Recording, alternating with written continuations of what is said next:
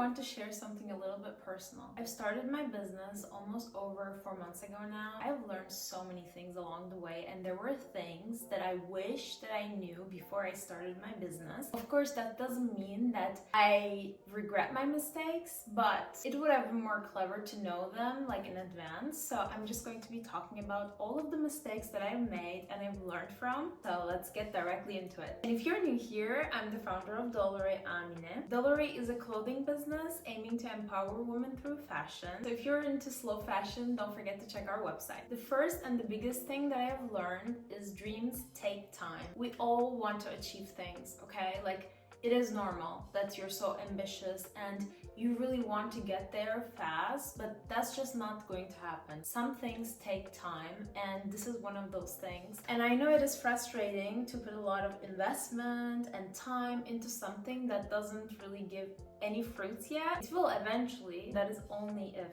you are consistent and show up every single day. The motivation will not get you there. The consistency will. That was like literally the biggest lesson that I've learned along the way. I was like seeing all these entrepreneurs, they're just so motivated, waking up at 6 a.m. and conquering their day. Just because they wake up at 6 a.m. doesn't mean that they're motivated. They have the consistency of showing up every single day. That's also another lesson that I have learned. Not to compare my chapter 1 with somebody else's chapter 20. I just started this business, like it's been 4 months only. There are just still so many things that will happen for me, and I know and I truly believe that if you do something passionately for a long enough time, you will eventually get there. You will eventually get something out of it. There will be other opportunities that will arise. Like, your understanding of success will change. I have learned so many things in these 4 months than I could have ever learned in my lifetime. I had a very toxic way of thinking of success. Success was all about results. It was not the effort at all. And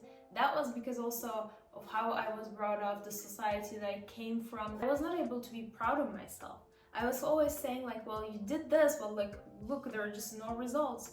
You woke up at this time and you did this much effort, but there are no results, so whatever you did does not count. That was very toxic. And that led me to actually create my own metrics. I created my own success metrics, which helped me so much. So my success metrics were like, just, did I do this content in the best way possible? And did I put the necessary information? Did I say everything that I had to say? Done. Then my job is done here. Cannot control the algorithm. Just like leaving being control freak is also one of the lessons that I've learned, because I was such a control freak. Like, I cannot control algorithm. I cannot be mad at algorithm for not pushing my content. I cannot be mad at people for not buying my products. Like, of course they will not buy. Of course, because you're totally new, and when you're new, it's your job to give the people the feeling that they can trust your business. You cannot be mad at anyone, not even yourself. This was like also another huge lesson that I've learned, which helped me so much. Another thing that I've learned is that rest is not a reward, it is essential to be productive. Because what I was doing was like totally opposite of that. I was like literally working.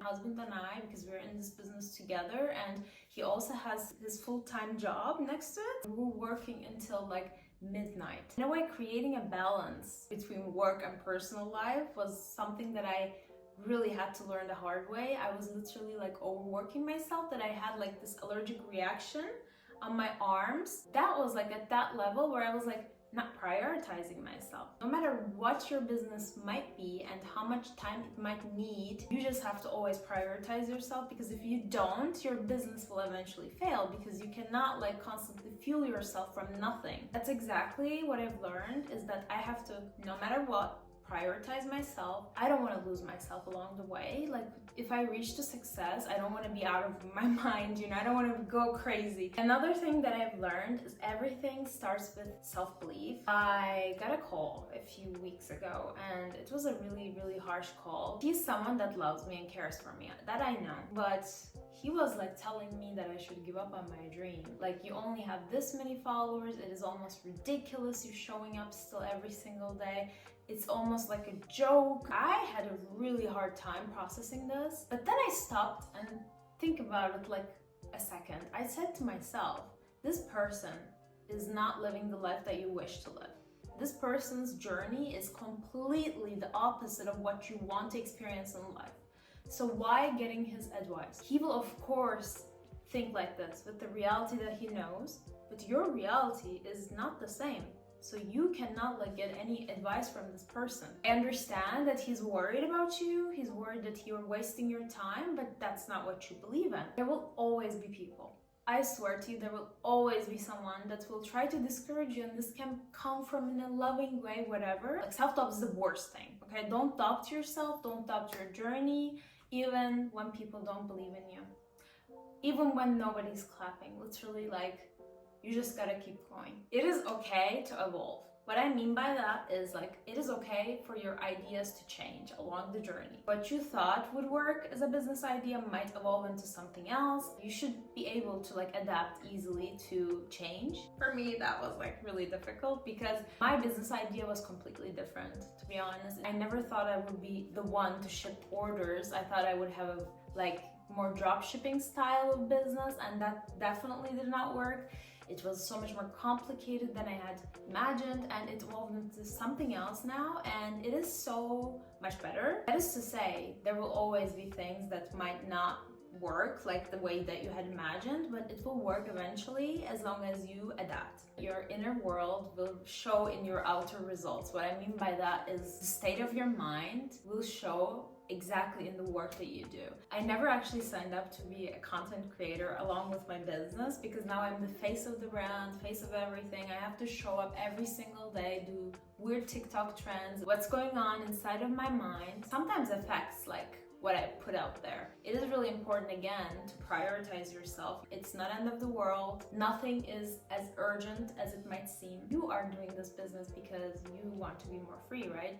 That's the whole purpose of wanting to have your own business, because you don't want a boss that's bossing over you. You just want to be your own boss, and that means to create your own rules, and those rules shouldn't be pain and burnout is not proof of ambition. This might seem strange a little bit because we see all of these crazy entrepreneurs that are willing to give their whole lives for their businesses. I'm here to say that is actually really bullshit. You cannot give your whole life and have a burnout, and that is actually a good thing. No, it just shows actually you are bad managing skills. You are not able to manage things well, and that's why you're having a burnout. It has nothing to do with your ambition. And these people go on podcasts, create YouTube channels, and then they say that it is impossible to be a cozy entrepreneur. Cozy entrepreneur means you're more flexible, not as crazy. I was actually introduced to this concept of being a cozy entrepreneur by a girl that I follow on YouTube. I love her videos. Her name is Dea. Another thing that I've learned is starting before you're ready. This is really important because you will never be 100% ready. There will be times when you need to push yourself a little bit. Show up when you're not 100% ready, or do things when you're not 100% sure. Literally just go. A lot of the successful entrepreneurs, they always say that I took this risk, that risk. So if you have to kind of take risks. The last thing I've learned, people don't buy what you do, they buy how you make them feel. Especially if you're selling a certain product, you have to give the feeling behind it. This is so important. You have to give the story behind it. Why is this blazer so important? Why is it so different? Not just explaining the blazer, there's this and that, whatever. You just give more examples of how it would make them feel. More confident, more sophisticated. That's really something that I've learned, and I'm trying to really implement it into my content. Whew. So yeah, that's all for today. I hope that you liked this video. This was really a more spontaneous, as if I'm talking to a friend. If you like this video, don't forget to like and subscribe. And if you're curious to see what I do as business, you can check out our website. I will put the link on the description. It would be an enormous help if you can give us a follow on Instagram and TikTok, because we are very, very active on those apps. So then I'll see you on the next one. Bye!